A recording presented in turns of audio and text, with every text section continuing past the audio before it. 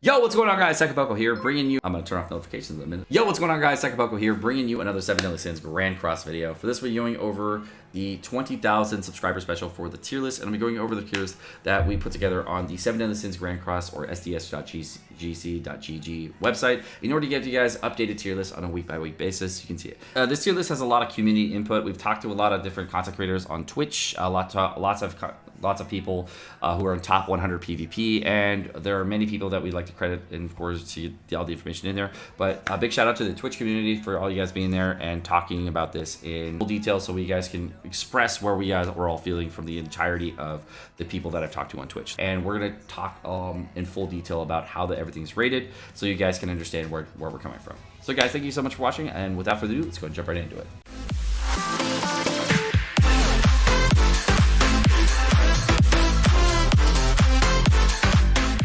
So to start off, there's gonna be we have a tier list that we're gonna have on SDSGC.gg. If you want to check that out, link is gonna be in the description below. And if you do want to learn a little bit more about the tier list, essentially it is very, very, very simple. All of the information that you wanted to know will all be on the website, so you can just follow that there. If you ever want to check it out for just SR units, that's right here. SSR units right here, all that stuff. So it's all available. It will be updated probably weekly or every 2 weeks, depending on how content keeps coming out.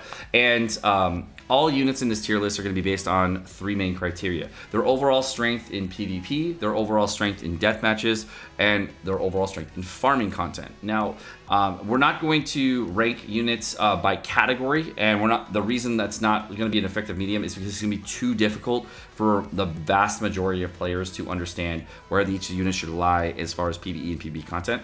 And I've done extensive testing over the last 10 months to figure out where the best units should lie and where units will be going forward. So looking at this tier list, there are 2 mistakes that I already see out the gate. The first is Blue Gila. Blue Gila should definitely not be in the C tier and should be in the B tier, because she is actually a very effective unit for red book farming. She's the best red book farmer in the game if you pair her with, say, Hauser and Gother to do that. Currently, the reason she's the best there is because you can actually clear red books in 3 turns with using a Blue Gila on your team, because her passive allows you to just gain ultimate gauge every time you don't get hit. And if you're running a Merlin in the backline, you actually have your ultimate up on the final phase, giving you the opportunity to clear books the fastest. Unfortunately, though, if you don't have max ultimate level or your Gila doesn't have too much damage, of course, it'll take you 4 turns to clear. And sometimes if you have bad RNG, it will be a 4-turn run, but 95% of the time it'll be a 3-turn run. Going in for the rest of these units, the rest of them in the C tier and the D tier look pretty much right to me. If you have a question about Golgius not being in the C tier, as well as Kane, I believe, being in this, where's Kane? Kane being in the B tier. The reason these 2 are spread out like this, if you're wondering, is Kane is actually a better unit for your DPS carry, whereas Golgius will boost your whole team's damage by a little bit more. The overall damage that you get is actually bigger off of Kane versus Golgius, so if you have a question about that, that's exactly why they're spread differently there.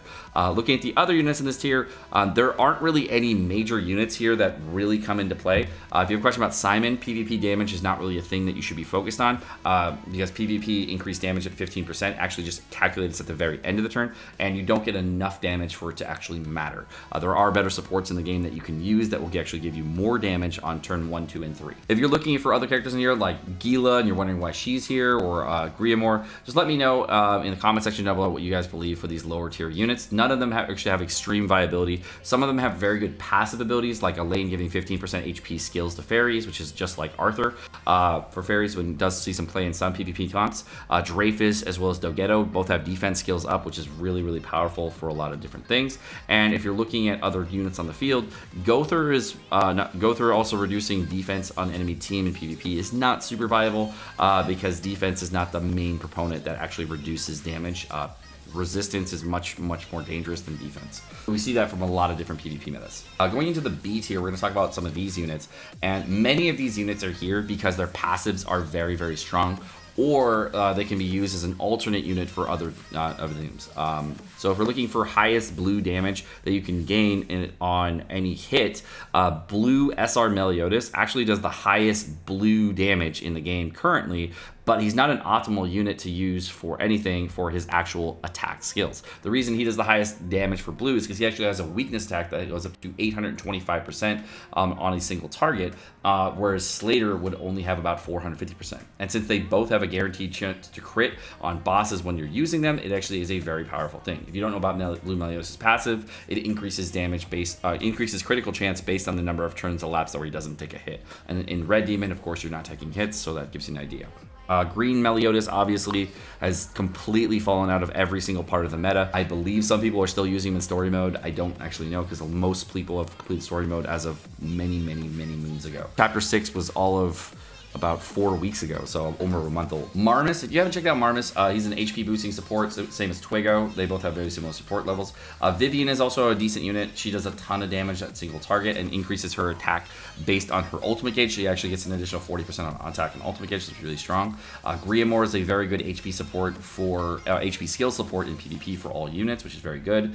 Green Hendrickson is actually a very good unit, especially with the new cleanse changes coming to the forefront. Unfortunately, Green Hendrickson doesn't actually get a cleanse on his rank 1 ability, but he does have a lot of viability in other content, and he actually does hit very hard and does decent damage. But many players don't focus on him because he doesn't really see too much play in a lot of PvP metas, and I really don't think he's going to see much play at all in the global meta, just because his subsets are a little bit lower than what you would like. SSR Bond has also moved down this week to a lower tier because he's not as good as other units for the Crimson Demon, whereas like a Red Demon Meliodas would be much better than a Red SSR Bond because you can't actually snatch the first or second heart using Bond's ultimate if you were trying to do that. And Demon Meliodas can do just a fine job by himself for ulting the final heart on the boss.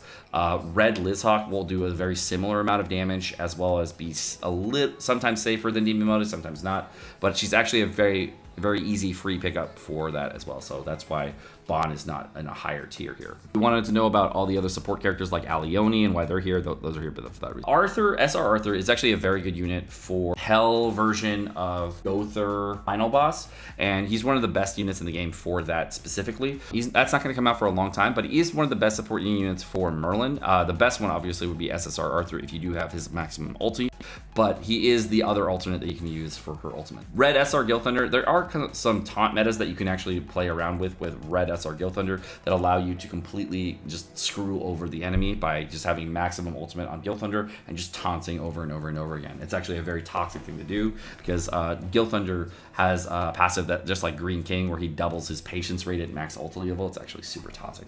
He takes like almost no damage. It's actually incredible. Looking at some of the other units, we got Matrona Diane as well as the other Matrona Diane, not really up there. The rest of these units, I don't really think I need to go over too much. Most of them don't really see a ton of play on global currently, and they really don't scale hard enough for them to be relevant in global. Going into the A tier, if you're wondering why Coinshot Bond is now in the A tier and not in the SS tier or S tier, he actually has fallen off heavily in a lot of PvP comps, and the massive amount of people using Hellbrim comps as well as the massive for Kingbrim, and the now massive amount of people using Blue Lizhawk is actually really nerfed the Coinshot Bond's viability. The fact that Lizhawk got her rework so early makes Coinshot Bond actually kind of a joke.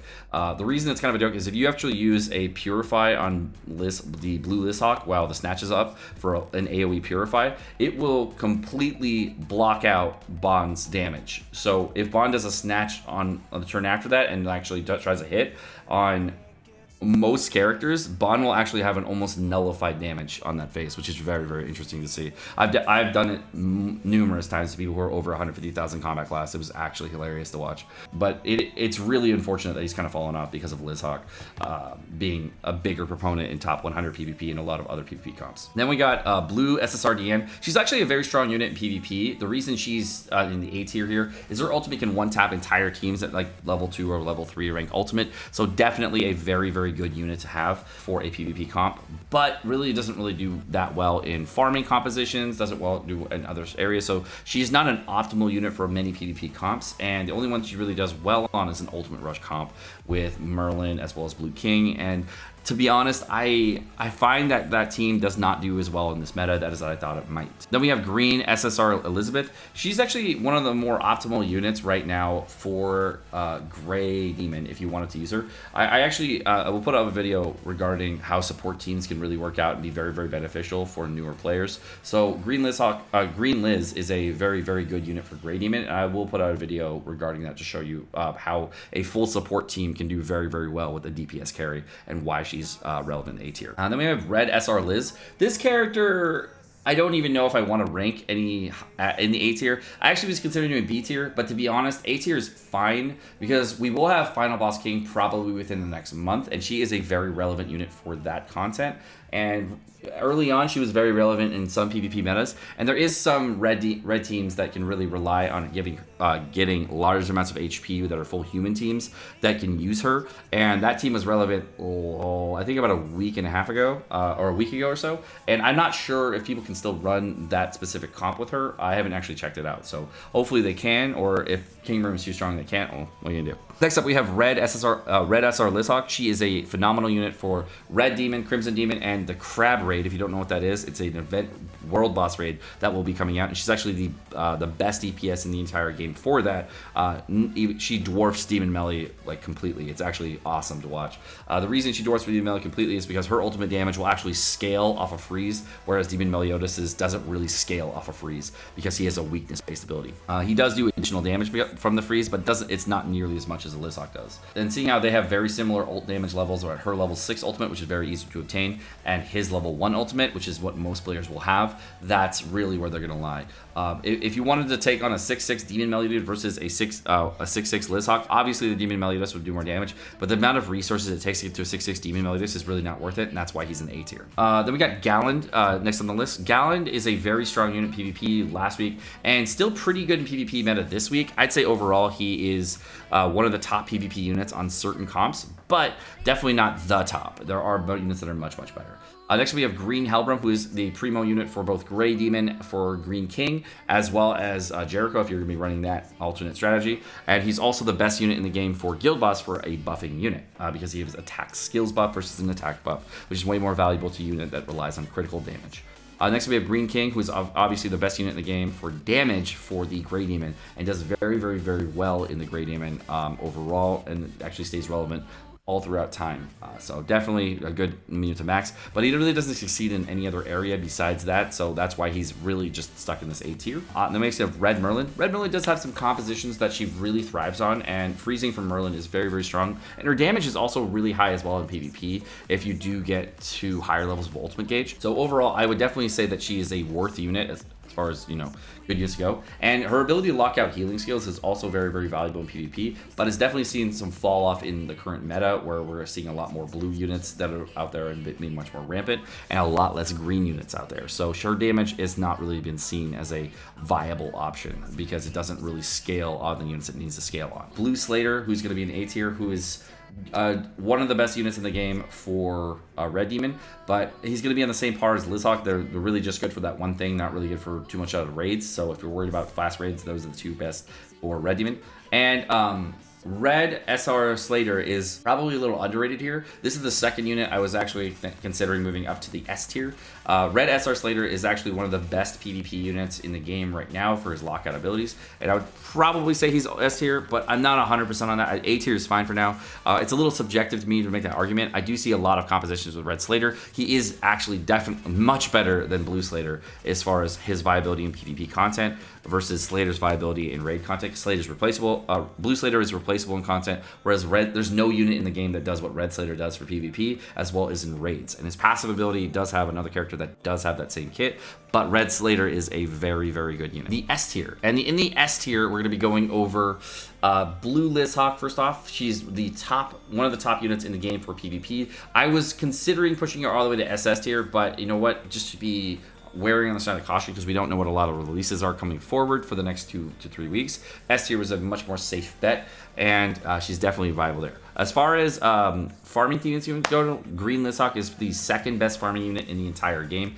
where the best unit, of course, is going to be Red Hauser. If you were considering, no, Bond is better, CS Bond is better, CS Bond has more damage, he snatches and all that, reduces safer, all that. There's actually been many tests done on the speed of Green Lizhawk versus the speed of Bond, and the speed of Green Lizhawk is, I think it's sort of between 15 to 25% faster, depending on the actual stage that you're running overall over the course of a long period of time. So when you're running a Lizhawk, let's say, even though she has a single target attack, the multiple stage stats from Bond over long period tests are actually better for Lizhawk versus using Bond. So she's actually a more optimal unit for farming than Bond, and that's why she's rated higher, because she's so good for farming.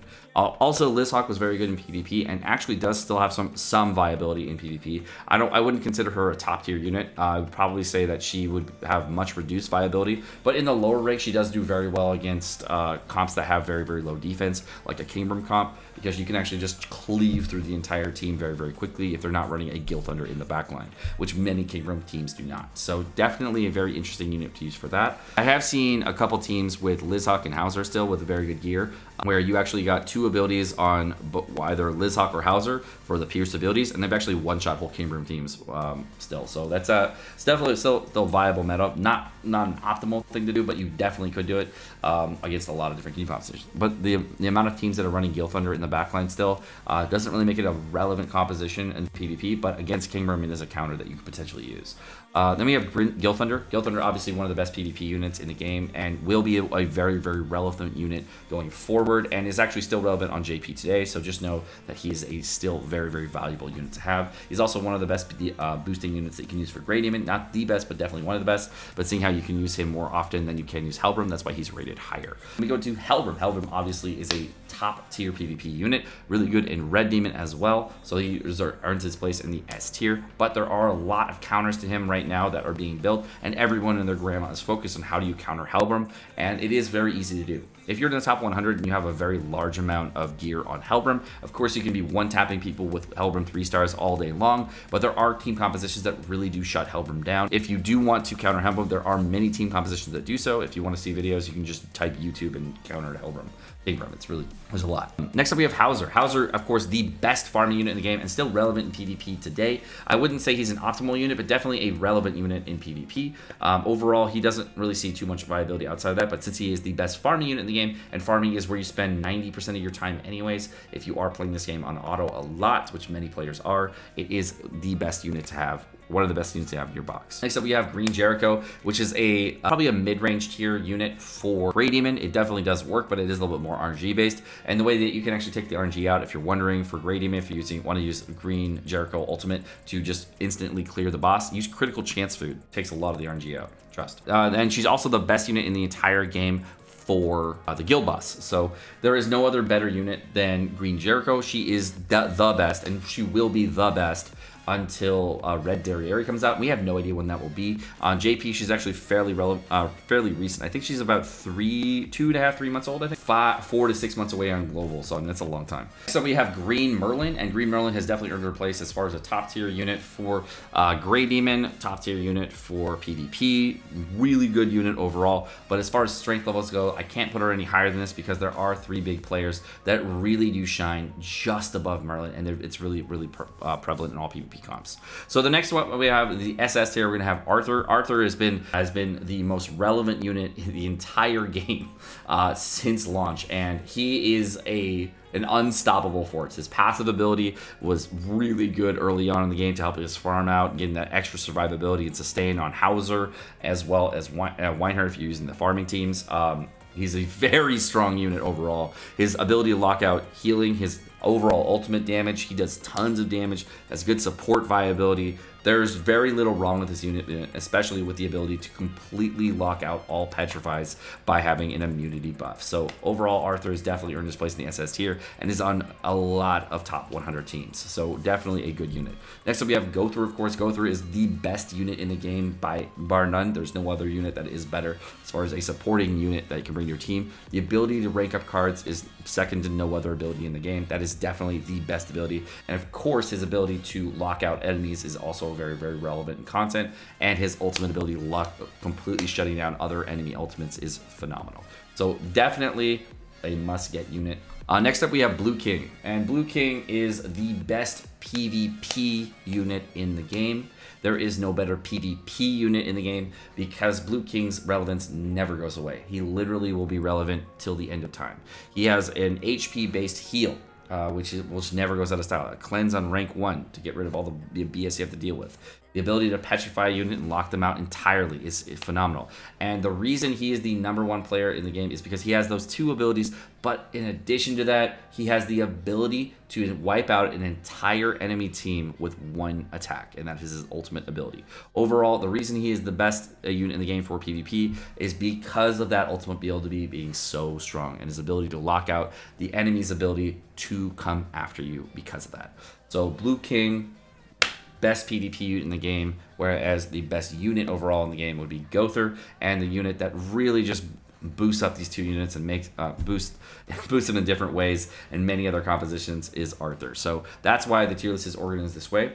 And of course, hopefully we can get some more information from newer units. So if you are wondering and you want to talk a little bit more about any of the units that are on here, on whether they should be higher, should be lower, whatever it may be, please let me know. I am the one that does handle the tier list on the 7 Deadly Sins GrandCross.gg website, so SDSGC.gg. Please let me know in the comment section down below if you do want to have changes on this tier list, because we take a lot of community input. I do talk to a lot of people on the Reddit Discord about different things on the tier list. We find edits that are wrong, and we find things that are just very, very relevant to global, so you guys can have all the information you need. And there are some meme comments in chat right now about Twigo. We all know Twigo's awesome, but we all know that Twigo's probably going to fall off real soon. So he's staying in B tier. Alright guys, my name is Sekapoko. Thank you so much for watching. Hope you guys enjoyed this video. If you guys did enjoy the video, of course, hit the like button down below, as well as the subscribe button down below, so we get lots of support to the channel. Of course, keep the channel growing. Thank you guys for the 20,000 subscribers. You are fantastic. You are phenomenal. I can't believe we hit this so soon. It only took a month and a half from when I started doing YouTube videos on this to hit 20,000. So thank you guys so much. Appreciate it. Notifications if you want to be notified every time I drop a video. And thank you guys for watching. Peace.